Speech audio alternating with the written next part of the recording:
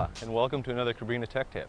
My name's Phil and today I'll be walking you through the proper way to check and tune your bar. Keeping your bar tuned up is an important part of ensuring that your kite will feel and perform as well as it did the first day you bought it. But neglecting this one small but important process can result in difficult relaunches, backstalling, poor unhook performance, slow kite loops, and everything in between. So if you're ready, let's get started. So the first thing you want to do is get in an open area where you have enough room to lay out your lines just like you'd be rigging it to your kite. We're just down here at Kite Beach. I'm going to run the lines out just like you would normally, and I'm going to tie the ends off to some kind of fixed object where you can really lean into. I'm going to use this piece of concrete, just the fence post. You can use the back of your truck or a tree or whatever, but you need something you can actually tie off to. So let's get started. All right, so now that we've laid out our lines and we have everything run out, we're going to go ahead and attach them all to the same fixed point here. To do that, we're going to go ahead and attach them just like we would to the kite. So when you're on your outside steering lines, go ahead and make the lark's head, feed it right through. Okay? When you get to your front flying lines, the proper way to attach that is through the hole. There's where the line is spliced on itself, there's a hole here. So if you take a screwdriver, the one that came with your kite, that's used to service the sprint fittings, works perfect. You just open it up. It's already there, you just got to open it, just like that. And then we're just going to go ahead and feed the line right through. Pretty easy. Same thing with the other side, you're just going to repeat that for the right side. Just like that. And lastly, that last outside line. Lark's head. So this is just the way we normally attach it, okay? And once we're done there, we can go ahead and just tie a bowline or a figure eight and just knot it off, okay? Now again, if you don't have this line, your bypass leash will also work for this. Super easy. Just instead, you can take your leash and connect everything to the carabiner instead. Okay, this works in a pinch because you should always have your bypass leash. All you're going to do is just lark's head right around there. Same thing with the center lines. Just like that. Repeat it for the other side. And done. Okay? And then when we want to go ahead and check it, you can either just loop it directly to here and then pull on it, or just attach it to the end, right like that, and now we can just pull on it just fine, okay? Okay, so we're back here at the bar now, and we're just going to check for any line length differences.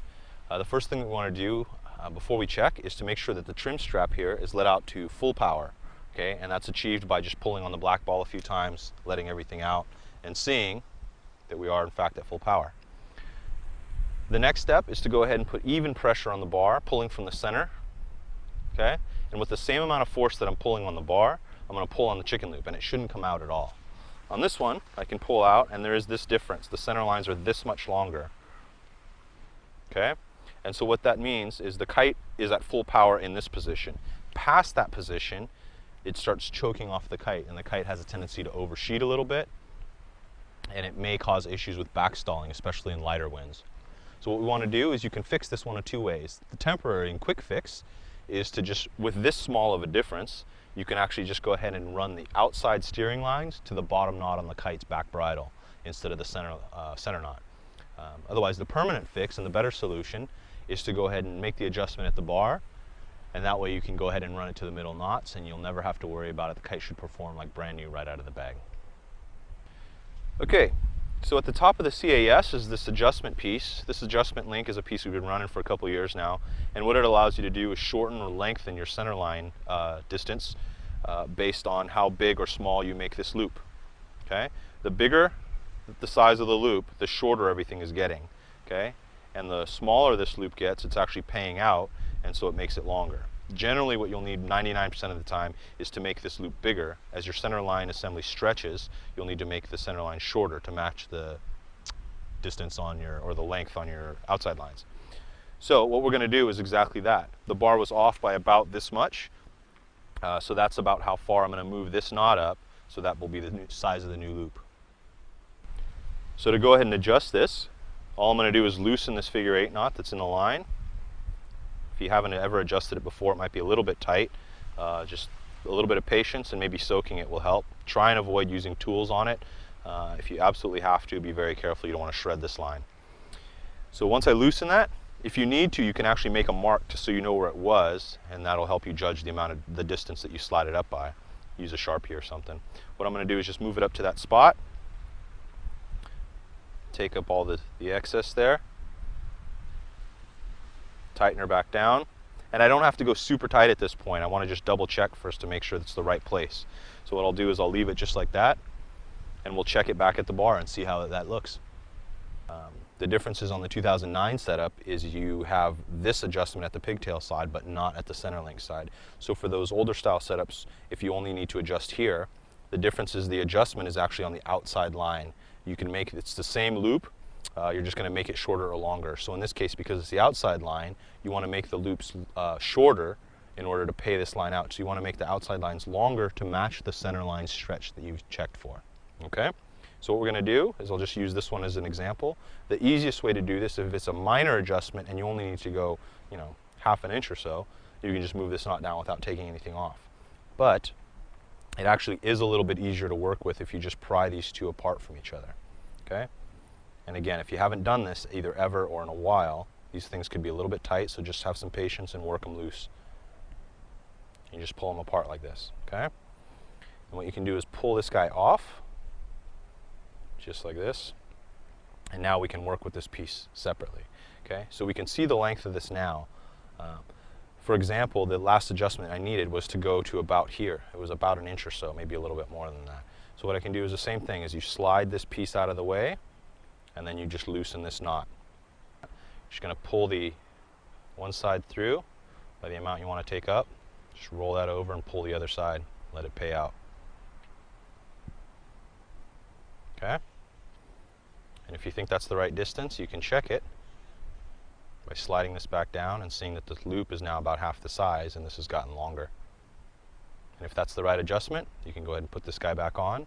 And if you forgot how to do that, it's very easy. Take the line, slide it through the pigtail, and then slide the pigtail back through the loop of the line. Just a simple loop-to-loop connection. Just like that. Ready to go. Repeat that for the other side, of course, to keep everything even, and you're ready to rock. Okay, so we're back here at the bar for one final check to see how our adjustment worked out. And I'm going to pull and put even pressure on the bar, noticing if there's any unevenness left to right, because we don't want the kite pulling itself into a turn. So that seems to be pretty even. And then the other thing I want to do is, with the same amount of force I'm pulling back on the bar, I want to pull on the chicken loop and see if it comes out at all. And I don't see that now. We've taken up that extra slack, and that can be confirmed by drooping the lines a little bit and seeing that the droop is actually about the same in all 4 lines. That's what we want. All 4 lines to be exactly even at full power. Having this adjustment will allow you to run the back steering lines onto the middle knot, so the back bridle of the kite, and that will give you the optimum performance. Best upwind, best wind range, smoothest feel, best unhooking performance, all of that stuff. So the other important benefit of keeping your bar tuned up is the fact that if the bar is properly tuned, full power is actually all the way down to the bottom of the chicken loop, or to the top of the QR here. What that gives you is full power here and plenty of deep power within a reasonable reach. This is especially important to people with a shorter reach. If your bar is oversheeting and full power is really here because your center lines have stretched out, then deep power is not here, it's actually further here.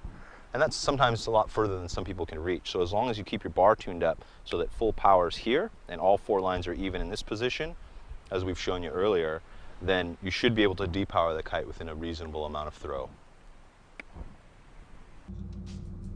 If you have any additional questions, please feel free to contact us through our website. Thanks for watching. We'll see you on the water.